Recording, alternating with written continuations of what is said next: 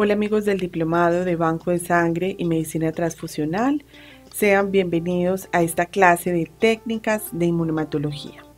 Mi nombre es Lady Toro y en esta oportunidad vamos a revisar las generalidades que enmarcan las técnicas de inmunohematología para poder comprender desde los fundamentos pues todo lo que vamos a necesitar para interpretar las reacciones más adelante. Iniciemos entonces este recorrido hablando y describiendo qué es la inmunohematología. Esta es una ciencia que es parte de la hematología y estudia los procesos inmunitarios que tienen lugar en el organismo con relación a los elementos sanguíneos. La inmunohematología por sí misma no debe entenderse como una ciencia aislada, ya que muchas ciencias intervienen en su desarrollo. Como podemos ver, el entendimiento de la bioquímica para hablar, por ejemplo, de la composición de los antígenos de los grupos sanguíneos, la biofísica para entender las interacciones en las reacciones antígeno y anticuerpo, biología celular para comprender las funciones biológicas de muchos de estos sistemas de grupos sanguíneos, genética para conocer la información del ADN importante para la expresión de los grupos sanguíneos, al igual que la hematología, biología molecular e inmunología, hacen parte de este compendio de ciencias que permiten a la inmunohematología brindar un conocimiento transversal dentro de la medicina transfusional. La inmunohematología específicamente estudia la compatibilidad inmunohematológica entre la sangre del donador y del receptor. La IBB establece en su manual que las pruebas de compatibilidad que nosotros hacemos, en las cuales enfrentamos la sangre del donador y del receptor, buscan justamente evaluar si existe una afinidad recíproca entre ellos y de este modo garantizar que un hemocomponente no cause daño al receptor. Evaluamos esta ilustración de ya el siglo pasado, en donde las primeras transfusiones se hacían vena a vena. Por supuesto, para entonces el índice de reacciones adversas a la transfusión era muy considerable porque no había el estudio y el entendimiento de todos los principios de la compatibilidad que se requerían para hablar de seguridad transfusional.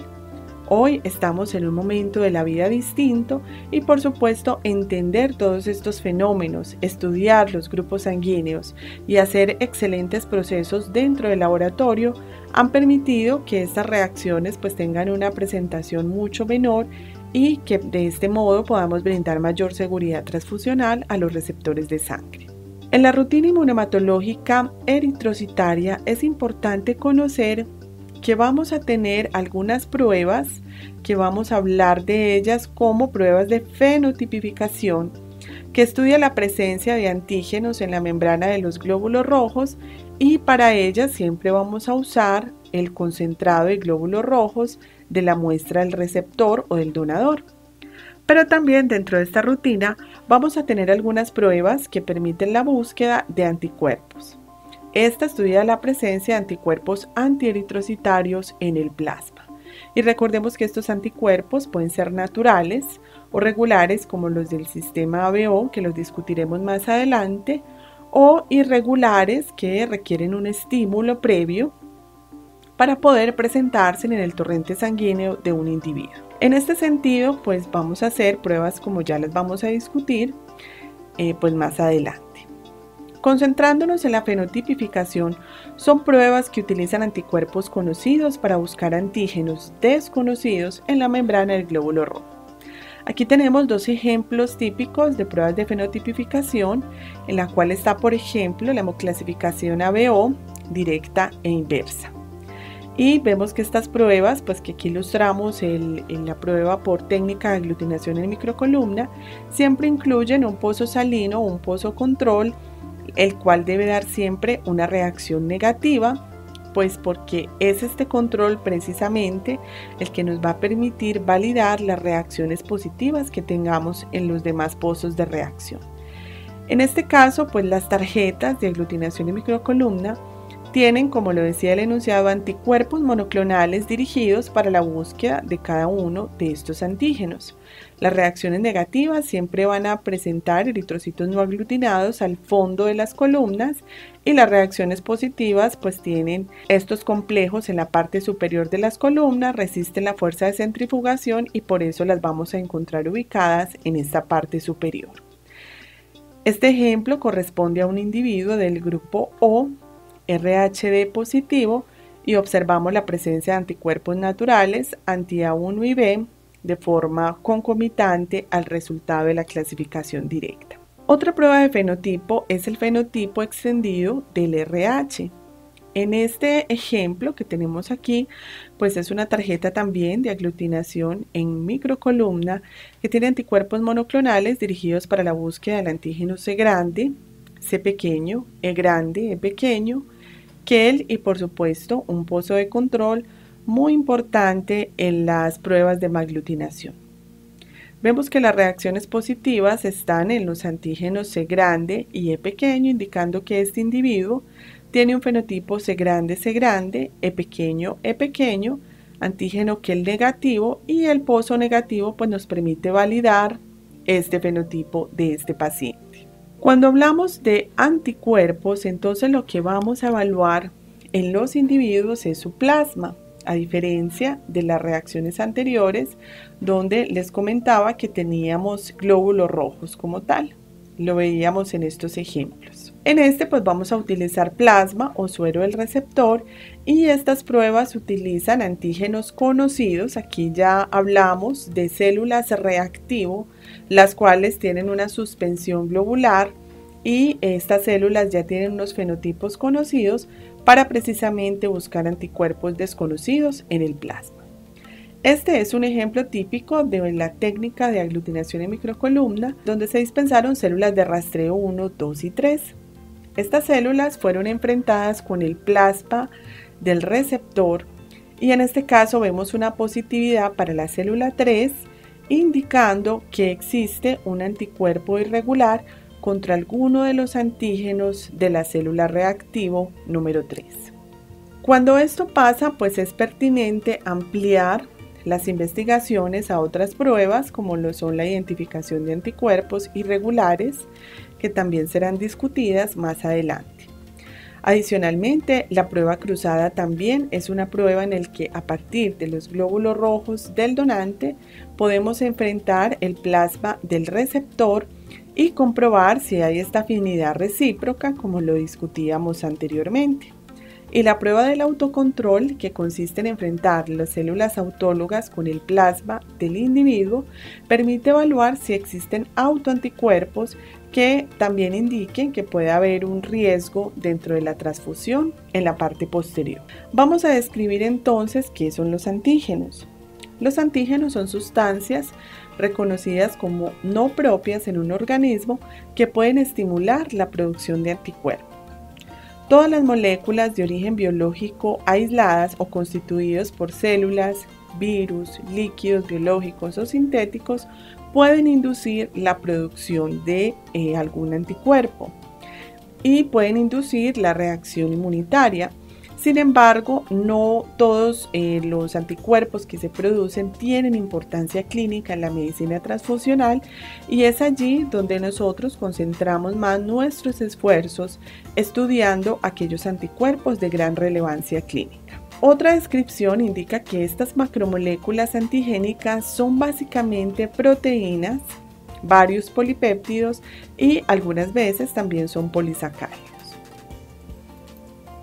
Es importante establecer que los aptenos, a pesar de que son sustancias antigénicas que pueden reaccionar con un anticuerpo, no inducen la producción de los mismos. Es por esto que cuando hablamos de aptenos siempre será necesario el conjunto de esta molécula acompañada de otras para poder inducir una reacción inmunológica. La inmunogenicidad es la capacidad del antígeno de estimular justamente la producción de anticuerpos. La antigenicidad es la capacidad del antígeno de reaccionar específicamente con el producto de esta respuesta inmunitaria. Aquí tenemos una ilustración donde hemos resumido los 43 sistemas de grupos sanguíneos descritos hasta febrero de este año. Y hago claridad sobre la fecha porque la biología molecular está permitiendo la reclasificación pues muy constante de estos sistemas de grupo sanguíneo, y les cuento que es posible que al final del diplomado podamos tener algunas novedades al respecto, y por eso pues los invito a seguir muy de cerca la página de la ISBT para que podamos estar en vanguardia. Hasta este momento, como les decía, hay descritos 43 sistemas de grupo sanguíneo, y ellos se agrupan principalmente o se distribuyen en la membrana del glóbulo rojo a través de sustancias y proteínas que tienen las siguientes características bioquímicas y funcionales. Este primer grupo que vemos en azul, donde está por ejemplo el sistema P, H, ABO, Lewis y Force, Globocyte y SID, hace parte de los sistemas de grupo sanguíneo de naturaleza carbohidrata. Este siguiente grupo, que podemos ver en verde, hace parte de las proteínas de único paso que tienen un dominio amino terminal extracelular y un dominio carboxilo a nivel intracelular. Pertenecen a estos el sistema Luteran, Ciana, OK, XG, la Steiner-Wiener, Nobs, Indian, Herbich y MNS. También tenemos aquí en azul aquellos sistemas de grupo sanguíneo que hace parte también a proteínas de único paso, pero cuyo dominio terminal carboxilo está a nivel extracelular y el amino a nivel intracelular. Dentro de estos se distingue el sistema Kell y el sistema Bell. Dentro de las proteínas de múltiples pasos que tienen ambos dominios a nivel intracelular, tenemos entonces el sistema ABB-CC1, que este es uno de los recientemente descritos, MAM, Colton, XK, Hill, RAF, entre otros, pues haciendo parte de este gran compendio de grupos sanguíneos que pertenecen a estas características. Dentro de las proteínas de múltiples pasos que tienen un dominio amino terminal y carboxilo intracelular, pues está solamente el sistema DAFI. Vamos a ver en este sistema que esta característica es lo que confiere que en ciertos tratamientos enzimáticos se debiliten algunos antígenos del sistema DAFI, pero otros permanezcan intactos. Respecto a las proteínas y los antígenos que están unidos al glucosil, fosfatidilinositol, se distinguen estos sistemas de grupos sanguíneos. El sistema M es recientemente descrito, pero también está el CD59, Cano, Cromer, John Milton Hagen, Donbrock y YT. También es importante conocer que el Chido Roger, que nosotros le decimos cómicamente un sistema huérfano, hace parte del complemento C4 y es un sistema pues que no está unido a ninguna proteína como tal, sino que se absorbe directamente del plasma para ser parte de esta familia de grupos sanguíneos. Los grupos sanguíneos, como lo decíamos, están integrados a la membrana de los glóbulos rojos y específicamente algunas moléculas que hacen parte de esta membrana celular y esta capa fosfolipídica. Algunos, por ejemplo, son proteínas estructurales, las cuales permiten brindar integridad y soporte a la membrana celular, como por ejemplo el sistema RH. Pero vamos a ver que algunos son, por ejemplo, proteínas transportadoras de moléculas específicas en el glóbulo rojo, como el sistema KIT, que permite el transporte de urea, el sistema Colton, que permite el transporte de agua, el sistema Hill, que permite el transporte de agua, urea y glicerol, entre otros. Otras funciones biológicas de los grupos sanguíneos lo tienen, por ejemplo, el sistema Diego, que hace parte de grandes proteínas que son canales de intercambio de cloruro y bicarbonato, pues como este sistema Diego. Y también algunos otros sistemas de grupo sanguíneo están integrados en las bombas de ATP y permiten pues ese metabolismo energético de las células. Dentro de ellos se distingue el sistema PEL, el sistema Junior, y el sistema LAN. Algunos otros sistemas de grupo sanguíneo son señales o están ancladas a proteínas de señalización que generan cambios a nivel intracelular y pues permiten algunas funciones tanto de señalización y metabolismo dentro de las células. Dentro de estos sistemas se encuentran pues bastantes, siendo importantes el sistema Lutheran, Duffy, Ciana, la Steiner-Wiener, H y OK asociado a estas funciones. Otros sistemas de grupos sanguíneos son receptores para virus, bacterias e inclusive parásitos. Aquí se encuentran específicamente aquellos que son de tipo carbohidrato, como el sistema BO, MNS, P y Lewis, pero aunque no se relacionó en el listado, el sistema Duffy también permite el anclaje, por ejemplo, de Plasmodium falciparum y Plasmodium vivax, por lo cual pues los individuos que tienen una nulidad de estos fenotipos tienen una resistencia a esta infección. Hablemos entonces para finalizar qué es un epítope. El epítope es ese determinante antigénico o la porción de una macromolécula que es reconocida por el sistema inmunitario. Específicamente, esta secuencia es a la que se unen los anticuerpos, receptores de células B o receptores de células T. Nosotros podemos ver que un antígeno puede tener muchos epítopes y que pues estos epítopes son los que inducen esa formación de anticuerpos de forma específica. Si un antígeno está compuesto por diversos epítopes, se puede generar variabilidad dentro de los anticuerpos. Pero si está compuesto por mismos epítopes, pues el anticuerpo será de una única especificidad.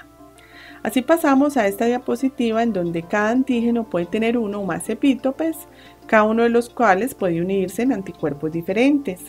Entonces hay algunos que son un único epítope, como por ejemplo los aptenos. Hay algunos que tienen muchos epítopes de la misma especificidad, como lo decíamos, ejemplo, los polisacáridos del sistema ABO, y algunos tienen epítopes diferentes, como por ejemplo las proteínas del sistema RH, que esto justamente lo que hace difícil la tipificación de este sistema, porque algunos antisueros monoclonales pueden ir dirigidos a estos epítopes, y si este está ausente en alguna de las variantes, de los fenotipos variantes, pues puede incurrir en una falsa determinación de este sistema o de esta proteína.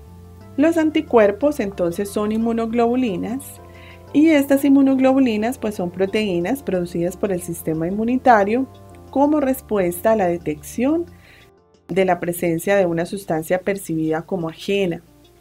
Todos los anticuerpos presentan la misma estructura básica y las diferencias entre ellos está dado por la secuencia de aminoácidos de las cadenas pesadas y de las regiones en las cuales se unen los antígenos. Recordemos que los anticuerpos se conocen pues en grandes familias como las IgG, las IgA, IgM, IgE e IgD. Las IgG pues hacen parte de esa respuesta secundaria, permiten la opsonización de bacterias y en la inmunohematología también la opsonización de algunos glóbulos con antígenos presentes, y estos tienen la característica de que pueden atravesar la placenta. Las inmunoglobulinas A son moléculas secretoras y que generalmente están asociadas a membranas mucosas. Las IgM hacen parte de la respuesta primaria y en la medicina transfusional pues es importante porque pues es la base de los anticuerpos del sistema ABO.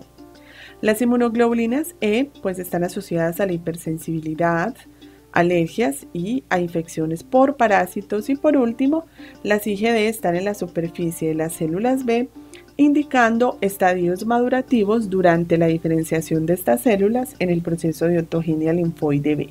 De este modo hemos llegado a esta parte final de generalidades. Me gustaría saber si tienen alguna inquietud, entonces estaré muy atenta a los comentarios. Espero que esto haya sido de su interés y nos vemos en la siguiente clase. Gracias.